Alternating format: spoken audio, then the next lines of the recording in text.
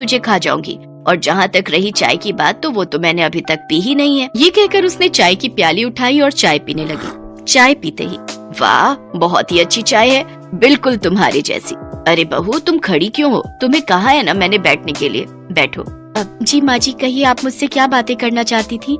तब शर्मिला की सास ने उससे कहा, शर्मिला बहू, तेरी शादी को लगभग 1.5 महीने हो गए, तू कब तक ये साड़ी और घूंघट में रहेगी?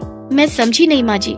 बहू अब हमारी पीढ़ी की तो तुम हो नहीं कि घूंघट और साड़ी में ही हमेशा रहो।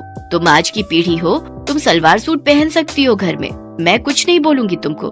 पर माँ जी मैं तो सलवार सूट लेकर आई ही नहीं, मुझे लगा कि शादी के बाद साड़ी में ही रहना होगा। भला ऐसा भी होता है क्या? उसके बाद विनीता ने अपनी बेटी सिम्मी को आवाज लगाई, सिम्मी सिम्मी।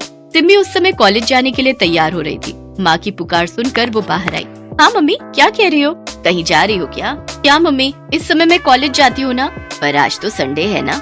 विनीता ने कैलेंडर की ओर देखते हुए कहा। तब सिम्मी कैलेंडर के पास गई और उसे पलटते हुए कहा, मम्मी जनवरी खत्म हो गया है, ये फरवरी है फरवरी, और आज शनिवार है। ओह मैंने तो ध्यान ही नहीं दिया।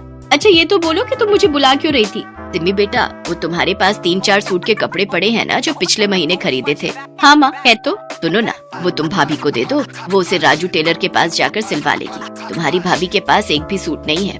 अच्छा माँ, मैं दे देती हूँ। सिम्मी ने सूट के कपड़े अपनी भाभी को दे दिए। सिम्मी कॉलेज चली गई। बहू सुनो, ये लो सूट का कपड़ा, इसे सिलवा लो। यहाँ से थोड़ी दूर पर राजू टेलर्स है, तुम उसके पास चली जाओ। मैं अकेली जाऊँ? हाँ बहू चली जाओ ना, तुम्हें तो पता है ना मेरे घुटनों में कितना दर्द रहता है। अगर तुम्हारे साथ गई तो फिर 1 सप्ताह तक चलना फिरना सब हराम हो जाएगा।